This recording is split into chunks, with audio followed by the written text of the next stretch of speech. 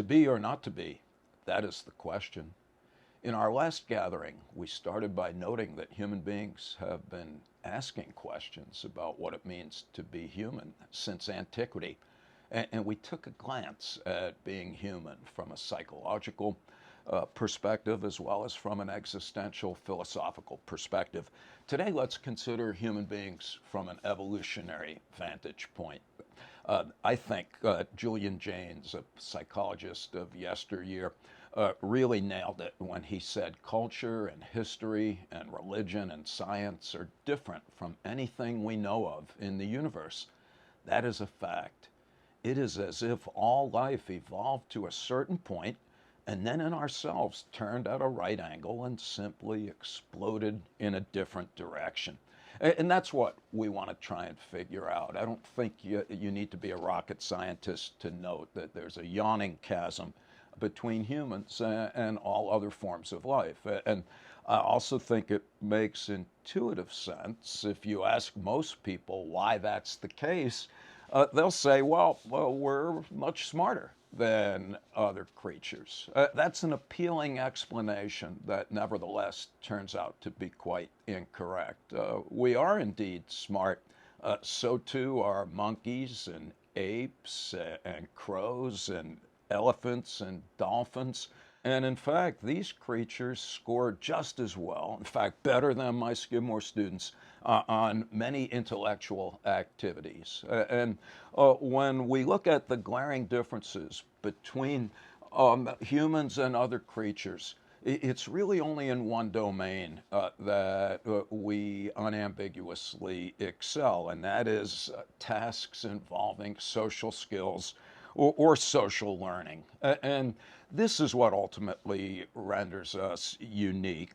We engage in a very particular kind of social activity that enables us to cooperate, to coordinate, to collaborate, and in so doing, to create things that persist over time. And this ratchets up individual intelligence exponentially because we get to the point where there are technological and social innovations that we share with other members of our community, and in fact we pass on to future generations.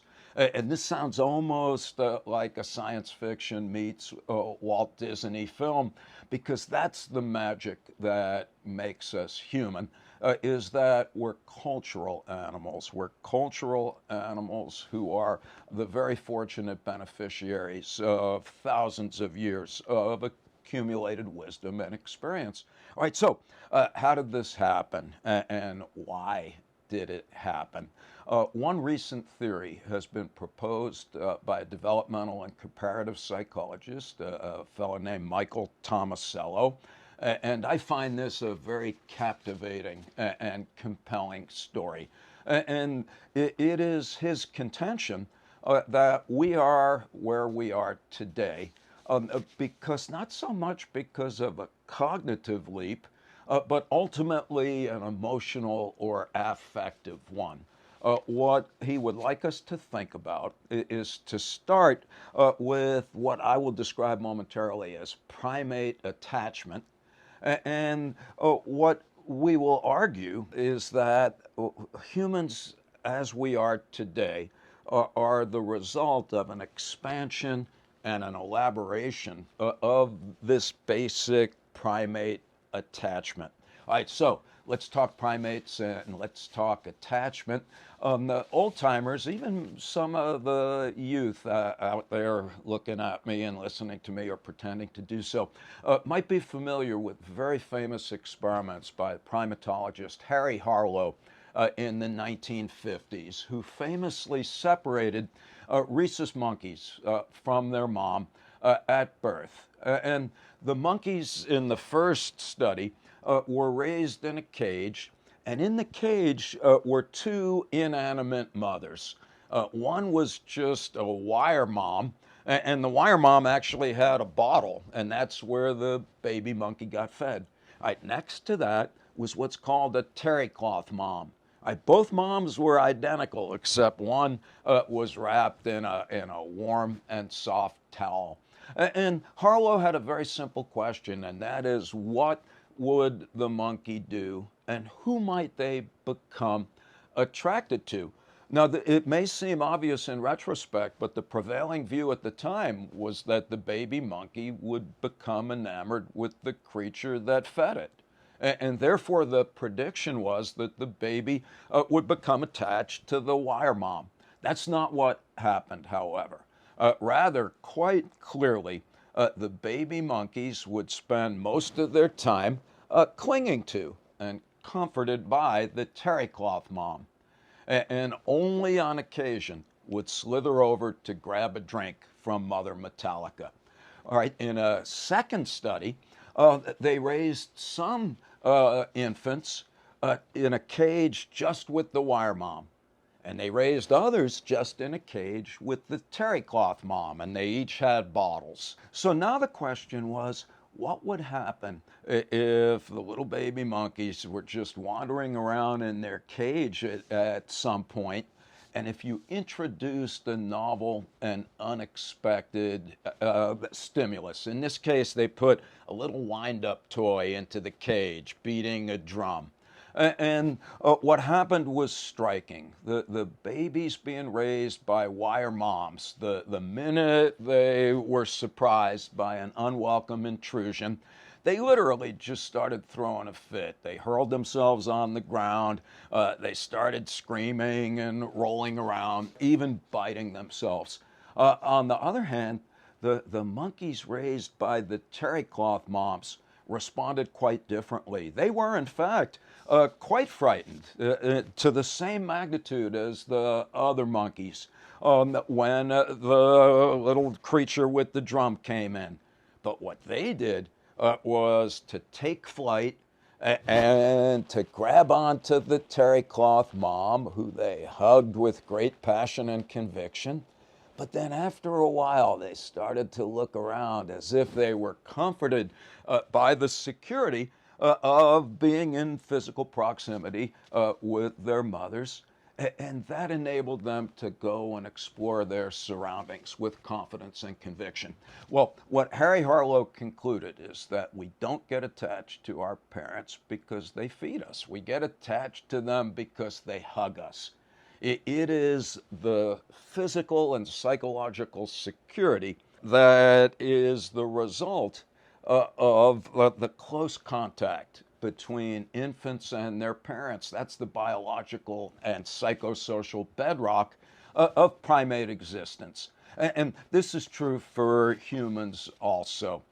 John Bowlby, a British psychoanalyst, at the same time Harlow's doing his work. You got Bowlby formulating what's called attachment theory, where he comes to the same conclusion about infants, human infants.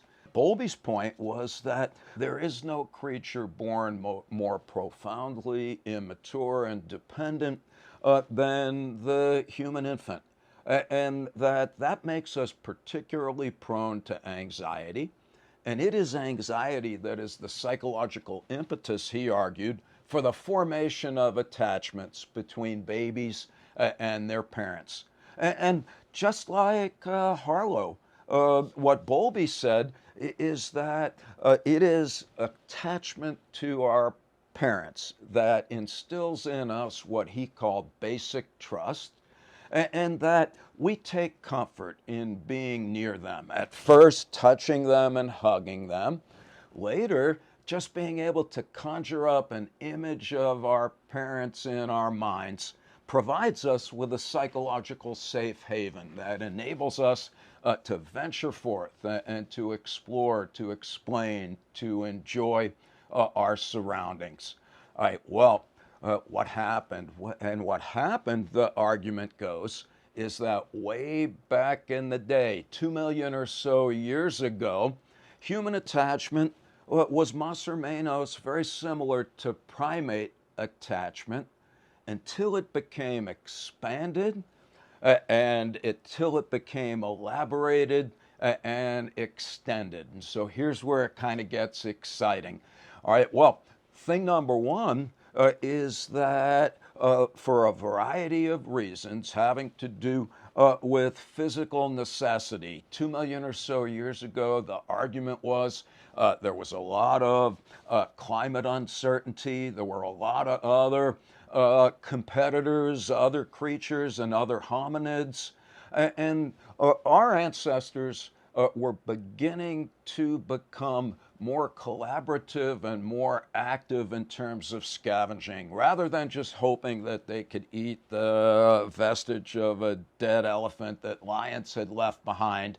We started to go out and to try to more actively procure sustenance by ourselves. And what hampered that venture was the fact that caring for infants by just their mom and dad requires a lot of time and energy. And this created the conditions that selected for a situation where if human infants can get cared for by other adults, especially ones that they weren't directly related to, this would be a remarkable innovation that would allow humans to be more mobile, that would allow the size of their groups to expand, and that would allow them to just be more cooperative and collaborative. So step one was how did we expand the range of individuals that infants get attached to? And one prominent theory is that it happened as the result of some very clever babies who used their most potent and consequential tools, the capacity to smile and their innate ability to imitate. And what they literally did was to hail the attention of an unrelated adult. Imagine, to be silly, back in the day in Africa 2 million years ago, you got a little baby smiling and a guy's walking by, and it's if the baby said, "Here I am." And the guy just stopped a minute and met eye to eye. And all of us have had this kind of experience where you just look up and there's another person. And the argument is that that was the dawn of humanity when adults responded to the appeal of another in the service of establishing attachment bonds above and beyond those that were already in place with the parents. All right, well, what happens thereafter? It's more than just the basic attachment. And here's where the elongation and the elaboration comes in. We take longer to mature, and once we are attached to another individual, interesting things happen in a fairly consistent order. All right, so don't have a baby to do this, but when you do, or when you see one, even if they're a couple of hours or a few days old, try sticking out your nose. Go like this. Or I stuck out my tongue, but you can also wiggle your nose. You can do whatever you want. And it's remarkable. Babies will do that back. So I'll go, and the baby will go, and then I might go, ah, and the baby will go, ah, or the baby will babble, and I'll babble back. You might, after a couple of months, go like this and touch your baby on the arm. The baby will go like that and touch you back on the arm. And the point that developmental psychologists make is that what's happening here is imitation and emotionally charged proto-conversation that serves emotional attunement and strengthens attachment bonds. In other words, here we are in a relation with an individual that's perfused with affection because it's an extrapolation of the attachment relationship, but it's relational, it's reciprocal, it's tit for tat. I do this, you do that, and then there's a big moment. Sometimes it'll be the parent, sometimes it'll be the baby, but there's a big moment in the baby's life when it points. And again, anyone that has kids, when the baby points, you can be fairly sure that it's not only pointing at something, but it's pointing at something that she or he wants you to look at. And this is the beginning of what catapults us from primates to people.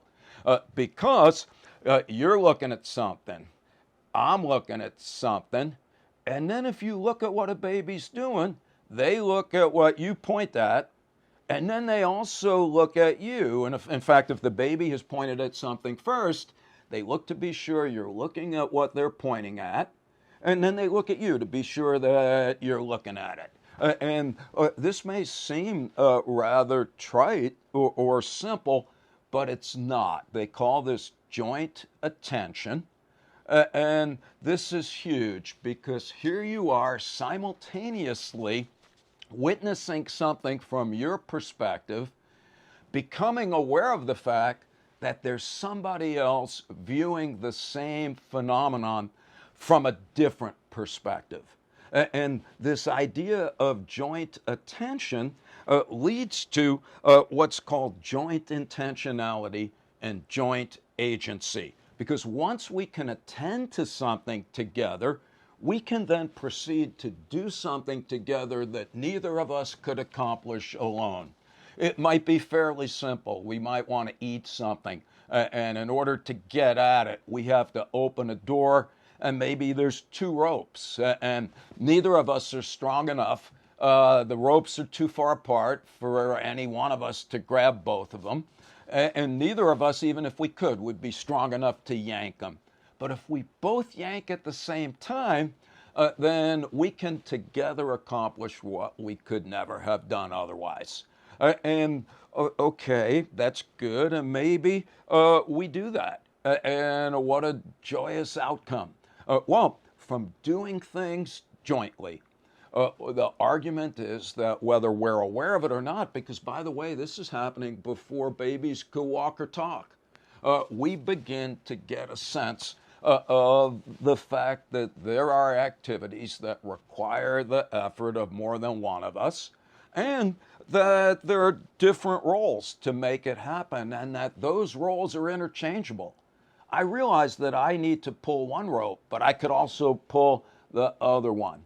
I realize that I need the other person in order to accomplish what I want for myself. And this breeds, the claim is, a sense of trust, a sense of respect, a sense of wanting equitable outcomes. Now, you may be sitting there saying, no way, you're attributing the moral virtues of Mother Teresa to children who are still in diapers, and yet that's exactly the way those children are. Young kids and infants, they value fairness and equity. In fact, by 14 months of age, kids are eager reciprocators. If you help me, I'll help you. Infants who can't walk or talk yet will even reciprocate on the basis of an altruistic intention. In other words, if you attempt to help a child but you're unsuccessful, they get it. They get the intention and they will help you in return. Young infants get distressed if other people are cheaters, if other people are gluttons. So this is very important. The idea of joint attention leading to joint agency through joint intentionality. Two heads are better than one. That produces creative outcomes, the technological and social innovations that we're then able to share with other people in our group. And even by virtue of sharing, others may improve upon them. And then we can share them with the next generation. And once we've done that, now we're on a completely different level that is described as collective intentionality. I call it the royal we. It's not just you and me able to engage in joint activities without relinquishing our own individuality in the process. We still do that, but at the same time, we learn about our culture, the accumulated wisdom of many generations before us. And in order for that to be possible, Humans have to be radically different than other creatures in terms of the way that they learn things. And we are cultural learners. And this is manifested in pedagogy on the part of the teacher and the way that youngsters learn on the part of babies. And so let's talk about pedagogy first. We've already established other creatures are smart, other creatures learn from observation, but in no other species is a significant proportion of one's life devoted to actual formal instruction, where the goal is to take this hard-won cultural knowledge and to ensure that the next generation is in possession of it, not only for their own benefit, but in order to preserve the ultimate treasure, human culture, as the accumulated wisdom of thousands of years. Culture is smarter than any of us. And the hope is that by retaining the cultural juggernaut, we can each contribute in various ways to improving it here and there. And so over time, as each generation learns the cultural scheme of things, it will change in response to current experience and hopefully for the better. All right, let's flip to the other side and talk about cultural learning. All right, again, other creatures are smart. Other creatures learn things, but we learn things in a very different way. Human infants are very picky about who they learn from. They prefer to learn from people who look like them, and they prefer to learn from people who appear to have expert knowledge. Little babies, if somebody looks uncertain and somebody else looks confident, they will prefer to learn from someone who's superficially competent. They understand the difference between a successful and unsuccessful outcome and are eager to learn from people who appear to be successful. They're also eager to imitate very accurately what they see. Much more so, it's called over-imitation. So let's say you've got a monkey and an infant watching a human use a stick to open a box. And let's say the human has a little ritual. Before they open the box, they put the stick down and they go like this and they clap 3 times, and then they pick the stick up to open the box.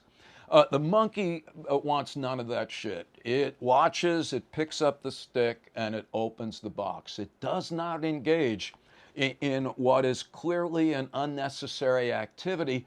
Children not only reproduce the activity faithfully, if they see another kid just go open the box, they'll protest. They'll be like, that's not the way that we do it.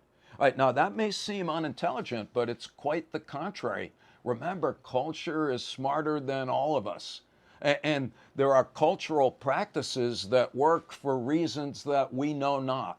And so if you think about it for a moment, we have to be overly conforming and overly imitative, at least to a certain degree, in order to sustain cultural practices that might not seem superficially sensible otherwise.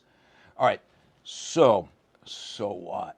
Well, the net upshot of all of this is that at our best, we are active participants in the ongoing cultural evolution of our species. I like to call it cumulative wisdom. All right, well, my argument was from an evolutionary vantage point, how did we get from primates to people? How did we, as Jaynes put it, evolve to a certain point and then turn at a right angle and explode in a different direction? Well, again, if you ask the average person, they'll be like, that's easy. We're smarter than those other creatures, and we're more aggressive and competitive. I'm smarter than you and I can beat the crap out of you. And the problem is that that's really nothing like our current understanding of evolution. And in fact, in fairness to Darwin, he was quite clear that the most competitive strategy for a social creature would be a cooperative one. And I find it quite amazing to think about, at the risk of sounding corny, that we became human in an effusive outburst of attachment-related affection. That, according to some very credible views, it was an audacious human infant beckoning for the regard of another. And it was the audacity of the infant and the unrelated adult who stopped for a moment and made that connection. It was in that moment, in that space, where we exploded in a different direction, because evolution took a very different turn. It's from that we became joint creatures, and it is through our joint engagements that we became collective and cultural creatures. And so I think it's important to establish that from an evolutionary vantage point, we are uber-social, hyper-cooperative individuals who are attached to, engaged with, and care deeply about those around us. And that when everything is going well, human beings at our best they're the kind of entities that I find myself wanting to be around and to get to know better. And I hope that all of us have had the benefit of interactions of this nature. Trust and respect with others, where you get things done that you could never do otherwise. I hope we can all appreciate the innumerable benefits that are available to us by virtue of the accumulated wisdom of many generations of ancestors. All right, well, so what? All right, well, two questions. One is, what are the conditions that are most conducive to eliciting these rather natural affectations? What are the political, economic, and psychological conditions that would bring out the best in us? Or to put that question another way, why is it that, at least for those of us like me recoiling in horror at the tail end of a pandemic in the wake of the incoming environmental apocalypse, in the midst of economic insecurity, in the era of political polarization and racial tension, why is it that we, for the moment, appear to be quite unlike the hypothetical entity that I have described, or seemingly hypothetical entity that I have described and am claiming to be what would be our natural condition under different circumstances? And in order to address that question, we've got to get to the not be, or not to be, part of to be and not to be.